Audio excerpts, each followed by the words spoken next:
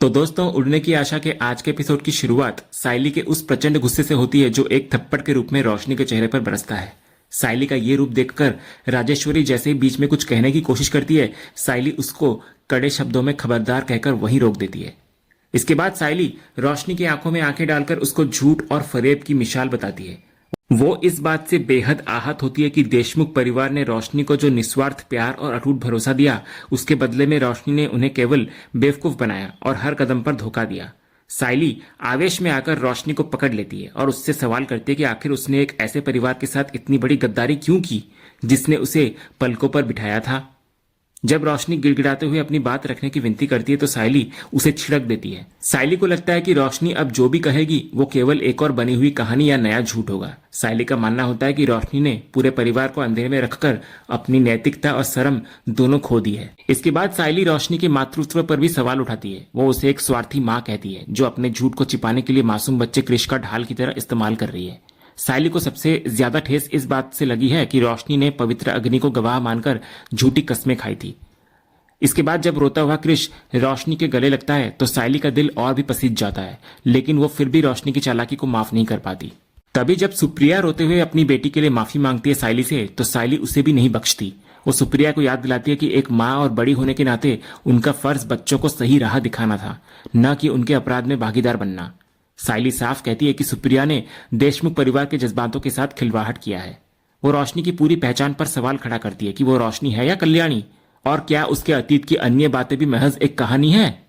तो इस पर रोशनी दोबारा साइली के पैरों में गिर जाती है और अपनी जिंदगी बर्बाद होने का वास्ता देती है। वो बार बार कारण बताने की कोशिश करती है, लेकिन साइली उसको सुनने से इनकार कर देती है। इसके बाद साइली दृढ़ता के साथ फैसला सुनाती है कि वो अपने परिवार को और अधिक धोखे में नहीं रख सकती और वो अभी जाकर सबको सारा सच बता देगी। दूसरी तरफ मंदिर में साइली को ढूंढते हुए सचिन बाहर निकलता है। तभी इतने में रिया उसे वो धागा देने आती है जो साइली कलश पर बांधना भूल गई थी।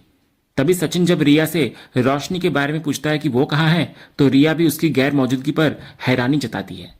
तभी सचिन उलझन में पड़ जाता है कि साइली तो पानी लेने गई थी, पर रोशनी पूजा बीच में छोड़कर कहाँ गायब हो गई, कुछ तो गोची है। इधर जब साइली सच बताने के लिए मंदिर की ओर कदम बढ़ाती है तो रोशनी एक खौफनाक रास्ता चुनती है।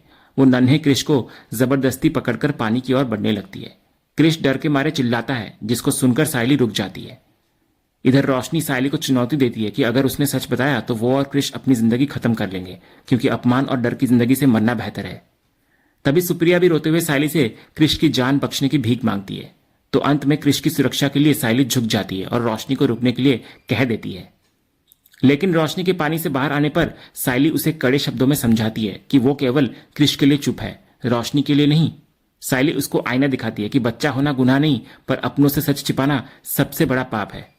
इसके बाद साइली उसे 72 घंटों की मोहलत देती है और शर्त रखती है कि मुंबई पहुंचते ही रोशनी खुद सबको सच बताएगी। साइली साफ कर देती है कि वो अपने पति से झूठ नहीं बोलने वाली, और अगर रोशनी ने सच नहीं बताया तो वो खुद सचिन को सब कुछ बता देगी। इधर साइली की बात पूरी होने से पहले ही सचिन वहां पहुंच जाता है और सबको साथ देखकर हैरान हो जाता है। इसके बाद सचिन सुप्रिया से उनके वहां होने का कारण पूछता है, तो सुप्रिया तुरंत झूठ कह देती है कि वे अपने पति की पुण्यतिथि की पूजा के लिए आए हैं।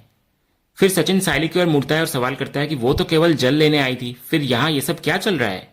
इसके बाद सचिन जब भीगी हुई रोशनी को देखता है तो वो उसके गीले होने का कारण पूछता है, तो रोशनी तुरंत एक नई कहानी गढ़ देती है। वो कहती है कि वो यहाँ क्लाइंट से बात करने आई थी और उसने देखा कि क्रिश यहाँ खेल रहा था और खेलते समय क्रिश का पैर फिसल गया, जिसको बचाने के चक्कर में वो पानी में गिर गई। सुप्रिया भी इस झूठ में रोशनी का साथ देती है। सचिन इसके बाद क्रिश का हाल पूछता है, लेकिन सहमा हुआ बच्चा सुप्रिया के गले लग जाता है। तभी साइली रोशनी के इस नए सफेद झूठ को सुनकर अंदर ही अंदर सुलग रही होती है, लेकिन अपनी शर्त के कारण चुप रहती है।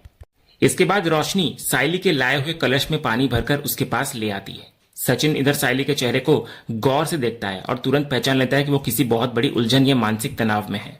वो साइली से उसकी परेशानी का कारण पूछने ही वाला होता है कि रोशनी बीच में बात को काट देती है। रोशनी साइली को कलश पकड़ाते हुए उसे फौरन मंदिर चलने के लिए उकसाती है, ताकि साइली को सचिन से बात करने का मौका ना मिले।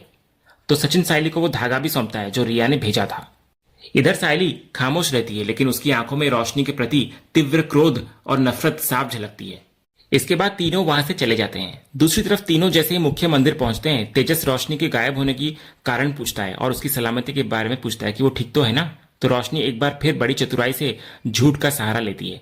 वो दावा करती है कि वो क्लाइंट मीनाक्षी मैडम का फोन अटेंड करने गई थी ताकि नए फ्लैट्स के लिए उनके प्रोडक्ट की जरूरतों को समझ सके। तभी साइली दूर खड़ी होकर रोशनी के इस नए सफेद झूठ को सुन रही होती है और उसकी मक्कारी देखकर उसका गुस्सा और भी बढ़ जाता है। वो हैरान होती है कि रोशनी कितनी सहजता से अपने पति को भी धोखा दे रही है। फिर अंत में इधर रेणुका सबको पूजा शुरू करने के लिए बुलाती है। फिर अगले ही पल पूजा के सफलतापूर्वक संपन्न होने के बाद परिवार के सभी सदस्य एक एक करके आजी के पैर छूकर उनका आशीर्वाद लेते हैं। तभी आजी परेश को कहती है कि उनके पास हीरे जैसे 3 पोते तो पहले से थे, लेकिन उनके मन में हमेशा एक पोती की इच्छा रहती थी। अब इन 3 बहुओं के आने से उन्हें लगता है कि उनकी यह इच्छा भी पूरी हो गई है और उनके दिल को बहुत ठंडक मिली है। वे अपनी बहुओं को अपनी बेटियों के समान मानती है। परेश भी इधर अपनी मां की बात से पूरी तरह सहमत होते हैं और कहते हैं कि भगवान की कृपा से अब उन्हें अपना परिवार एकदम संपूर्ण लग रहा है और उन्हें जीवन में अब और कुछ नहीं चाहिए। तभी सचिन इस सुखद माहौल का श्रेय आजी और बाबा के आशीर्वाद को देता है। इसी बीच रेणुका बड़े गर्व के साथ आजी से कहती है कि उसे अपने लाडले बेटे तेजस पर पूरा भरोसा है कि वो अपने कारोबार में बहुत तरक्की करेगा। वो विशेष रूप से ये कहती है कि तेजस की इस कामयाबी और बरकत के पीछे उसकी धर्मपत्नी रोशनी का सबसे बड़ा हाथ होगा। तो रेणुका की यह तारीफ सुनकर साइली का गुस्सा 7वें आसमान पर पहुंच जाता है और वो बार बार रोशनी की तरफ नफरत और गुस्से भरी नजरों से देखती है, जबकि रोशनी साइली के साथ नजरें मिलाने की हिम्मत नहीं जुटा पाती और अपनी आंखें चुराती रहती है। फिर अगले सीन में जैसे ही पूरा परिवार मंदिर से बाहर निकलता है, वही रहस्यमयी तांत्रिक फिर से उनके सामने आता है। वो हंसते हुए रोशनी पर तंज कसता है कि जिस राज के थैले को वो छिपाकर रखती थी, आज वो फट गया है। वो डरावनी भविष्यवाणी करता है कि ये सच अब घर के सबसे शांत बच्चे के पास पहुंच गया है और जब खामोशी बोलेगी तो सब कुछ बह जाएगा। वो परिवार को चेतावनी देता है कि अगर गहराई में नहीं उतरे तो सच का जहर सबको खत्म कर देगा। तभी तांत्रिक की रहस्यमयी बातों को सुनकर सचिन उसका मजाक उड़ाता है। वो तांत्रिक से कहता है कि उसकी बातें समझ से बाहर हैं, उसे गन्ने का जूस पीकर अपना दिमाग ठंडा करना चाहिए ताकि उसे रास्ता साफ दिखे। तभी परेश सचिन को टोकते हुए कहते हैं कि इस बाबा की बातों को हल्के में नहीं लेना चाहिए। परेश को महसूस होता है कि तांत्रिक की चेतावनियों में परिवार के लिए कोई गहरा संकेत छिपा है जिसे वे समझ नहीं पा रहे हैं। तभी तांत्रिक तेजस की ओर बढ़ता है और एक संतरा उसके हाथ में थमा देता है। वो हंसते हुए भविष्यवाणी करता है कि भले ही आज उसके हाथ खाली नहीं है, लेकिन एक दिन ऐसा आएगा जब तेजस दूसरों के सामने हाथ फैलाए खड़ा होगा। ये डरावनी बात कहकर तांत्रिक वहां से हंसता हुआ निकल जाता है।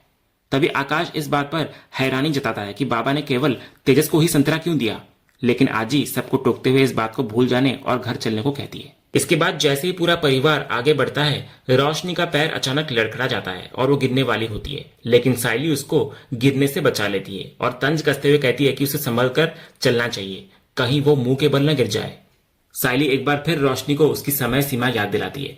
वो साफ कर देती है कि मुंबई पहुंचते ही 72 घंटों के भीतर रोशनी को खुद सारा सच सबको बताना होगा, वरना साइली सारा सच सचिन को बता देगी। इसके बाद साइली के वक्त शुरू होता है। अब कहते ही रोशनी खौफ से भर जाती है और इसी सस्पेंस के साथ आज का ये एपिसोड यहीं पर खत्म होता है। तो दोस्तों, आपको आज का ये एपिसोड और इसका अपडेट कैसा लगा, अपनी राय हमें कमेंट करके जरूर बताएं। अगर आपको आज का ये वीडियो पसंद आया हो तो वीडियो को लाइक और शेयर जरूर करें और उड़ने की आशा के आने वाले रोमांचक ट्विस्ट एंड टर्न्स जानने के लिए हमारे इस चैनल को सब्सक्राइब करना ना भूलें। मिलते हैं अगले वीडियो में, तब तक के लिए धन्यवाद।